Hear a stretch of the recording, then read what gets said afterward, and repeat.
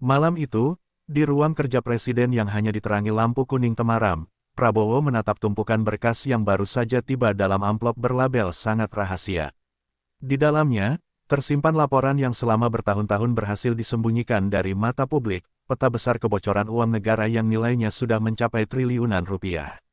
Prabowo membaca halaman demi halaman, dan setiap data seperti menamparkan kesadaran, ada sesuatu yang busuk, sesuatu yang sudah lama dibiarkan hidup dan menggerogoti negeri. Pada paragraf terakhir, tertulis satu kalimat yang membuat darahnya mendidih, jaringan ini sudah bekerja selama lebih dari 2 dekade tanpa pernah tersentuh hukum. Angin malam yang masuk melalui jendela membuat tirai berkibar, namun ketenangan itu tak mampu meredakan gejolak yang menyeruak dalam dirinya. Ia memejamkan mata sejenak, mengingat banyak laporan yang dulu dianggap sekadar rumor, proyek fiktif yang tak pernah selesai, dana bansos yang hilang tanpa jejak, serta rekening gelap yang entah milik siapa. Kini semuanya terkonfirmasi. Ada tangan-tangan berpengaruh yang sejak dulu hidup kenyang dari uang rakyat. Tangan yang tak segan menciptakan kekacauan demi mempertahankan kekuasaan. Dan jika laporan ini benar, maka Prabowo sedang berada di hadapan akar penyakit terbesar negeri ini. Ketika ia memanggil kepala intelijen ekonomi untuk datang malam itu juga, suasana berubah menjadi semakin mencekam.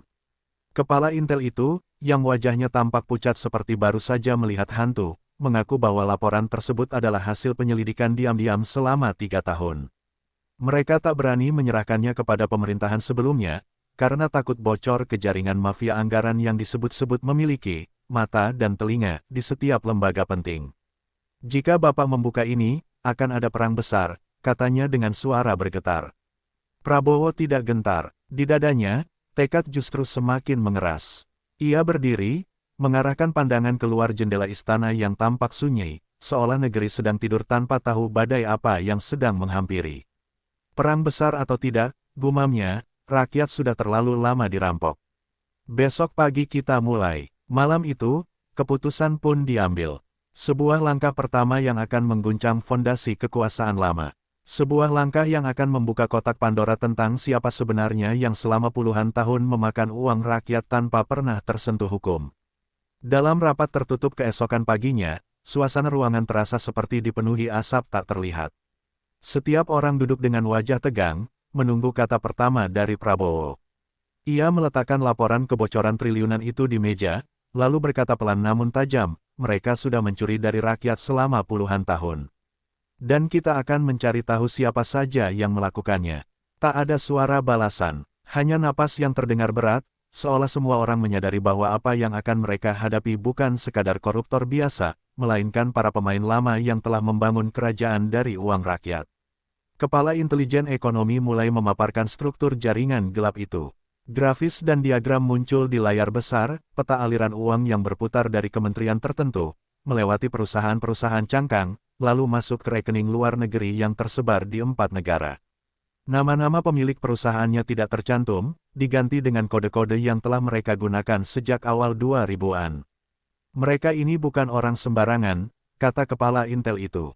Beberapa pernah menjabat di posisi tertinggi negara.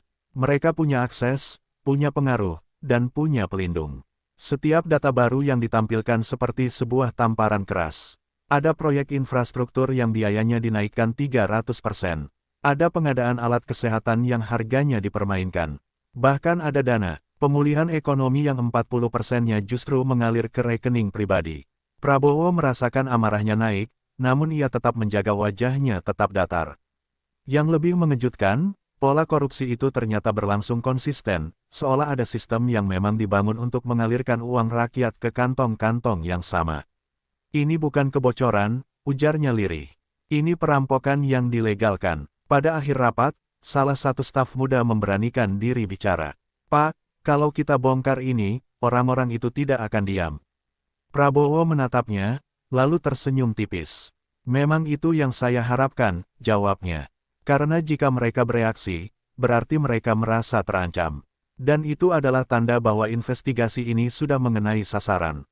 Dengan demikian, babak awal perburuan para pemakan uang rakyat pun dimulai, perburuan yang akan membuka wajah-wajah yang selama ini bersembunyi di balik bayang-bayang kekuasaan. Sore itu, ketika matahari hampir tenggelam di balik gedung-gedung Jakarta, suasana istana berubah menjadi lebih hening dari biasanya. Para pejabat yang sebelumnya berjalan dengan percaya diri, kini tampak gelisah. Rumor tentang rapat rahasia pagi tadi mulai menyebar seperti asap yang merayap di lorong-lorong kekuasaan. Tidak ada yang tahu detailnya, namun semua merasakan sesuatu yang besar sedang bergerak. Di balik pintu-pintu tertutup, ada bisikan yang sama, Prabowo sedang mengguncang sarang para pemain lama. Pada saat yang sama, beberapa tokoh politik dan mantan pejabat yang tersentuh laporan itu mulai melakukan gerakan panik. Telepon-telepon berdering sepanjang malam, pertemuan mendadak dilakukan di rumah mewah, dan pesan-pesan terenkripsi dikirim dengan nada ketakutan. Mereka tahu, jika Prabowo benar-benar membuka seluruh data itu, tidak akan ada lagi tempat bersembunyi. Salah satu dari mereka terdengar memaki lewat sambungan telepon, seharusnya laporan itu sudah dimusnahkan. Bagaimana bisa sampai ke tangannya? Namun tidak ada jawaban yang memuaskan, karena pengkhianatan bisa datang dari siapa saja, bahkan dari orang-orang yang dulu mereka percayai. Di dalam istana, Prabowo menerima laporan baru dari tim keamanannya, ada upaya penyusupan data, percobaan merusak server investigasi, dan beberapa intel yang tiba-tiba menghilang. Ini bukan sekadar penyelidikan biasa, ini sudah menjadi perang informasi. Ada kekuatan besar yang berusaha menghentikan langkahnya. Namun Prabowo hanya mengangguk. Biarkan mereka bergerak, katanya. Semakin mereka panik, semakin cepat kita menemukan siapa dalangnya. Tatapannya tajam seperti seorang jenderal yang memahami medan perang yang ia masuki. Malam semakin larut ketika sebuah pesan anonim tiba di meja Prabowo. Isinya singkat, namun mematikan, Anda menyentuh yang tidak boleh disentuh. Berhenti, sebelum semuanya terlambat. Bukannya gentar, Prabowo justru tersenyum kecil. Karena pesan itu hanya membuktikan satu hal, bahwa ia sedang menginjak saraf pusat dari jaringan gelap yang telah mencuri uang rakyat selama puluhan tahun. Dan perang senyap di dalam istana baru saja dimulai. Pagi itu, ruang rapat yang biasanya dipenuhi diskusi ringan berubah menjadi tempat yang menegangkan. Prabowo duduk di ujung meja panjang, menunggu laporan final yang disebut-sebut sebagai data hitam, dokumen yang berisi rekaman keuangan paling gelap dalam sejarah negara. Ketika layar besar dihidupkan, seluruh ruangan terdiam. Angka-angka muncul, grafik naik turun seperti denyut jantung yang tak stabil, dan nama-nama kode bertebaran di setiap halaman. Kepala Intelijen Ekonomi berdiri dengan suara berat, ini adalah aliran dana yang tidak tercatat selama lebih dari 20 tahun, Pak. Totalnya, 1.287 triliun rupiah.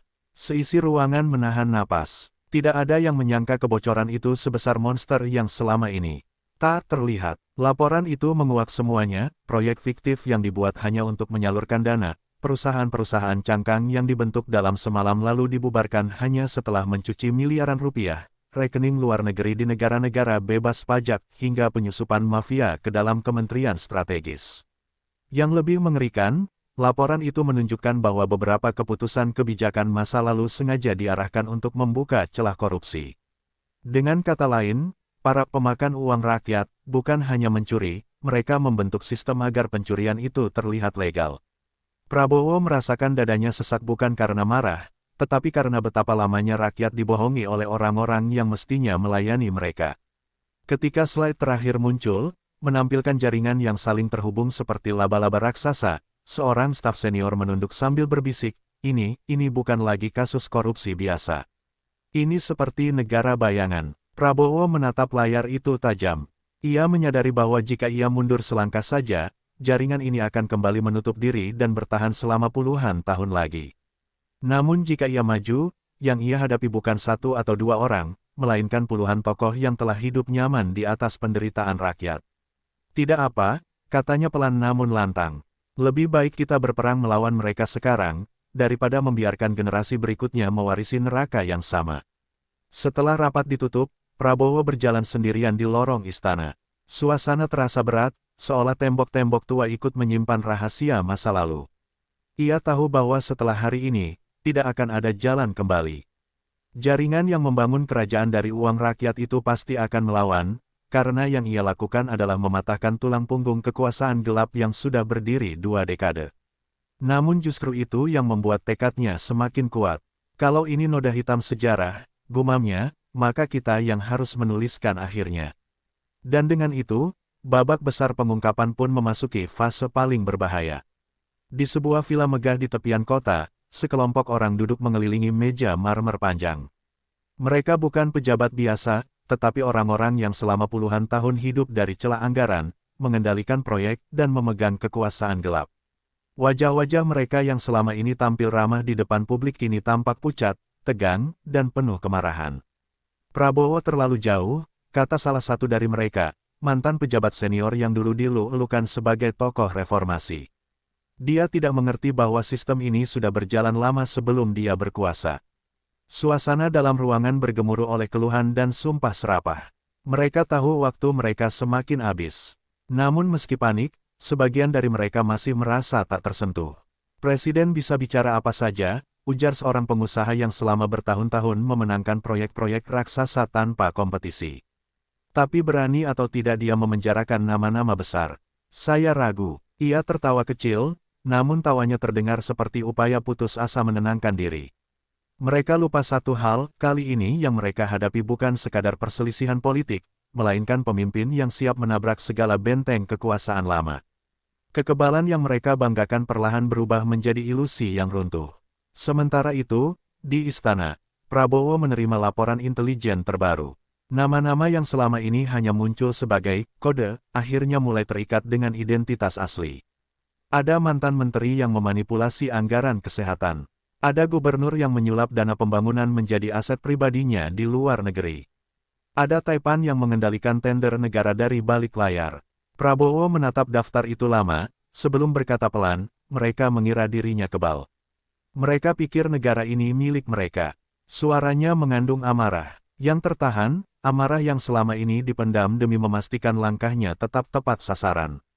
Malam itu, Prabowo duduk di ruangannya sambil memandangi foto rakyat kecil, petani, pedagang, nelayan, dan buruh yang bekerja keras tanpa pernah menikmati hasil kekayaan negara. Ia tahu bahwa ketika ia mengumumkan nama-nama itu nanti, badai akan datang. Akan ada tekanan politik, ancaman, fitnah, bahkan mungkin upaya menggoyang pemerintahannya. Tetapi ia juga tahu satu hal yang lebih besar, tidak ada bangsa yang bisa maju jika membiarkan para perampoknya terus berkeliaran. Dengan tekad yang semakin mengeras, Prabowo bersumpah dalam hati bahwa mereka yang merasa tak tersentuh, akan menjadi orang pertama yang tersentuh hukum. Karena masa kebal mereka sudah tamat. Kebocoran informasi mulai menyebar seperti api yang menyambar padang kering. Mula-mula hanya desas-desus di media sosial, lalu berkembang menjadi laporan investigasi, hingga akhirnya pecah menjadi berita nasional. Rakyat tersentak ketika mendengar angka yang disebut-sebut mencapai triliunan rupiah hilang selama puluhan tahun.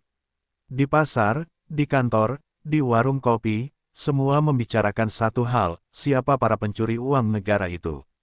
Gelombang kemarahan rakyat pun tak terbendung. Aksi demonstrasi mulai bermunculan di berbagai kota, membawa spanduk bertuliskan, bongkar semua.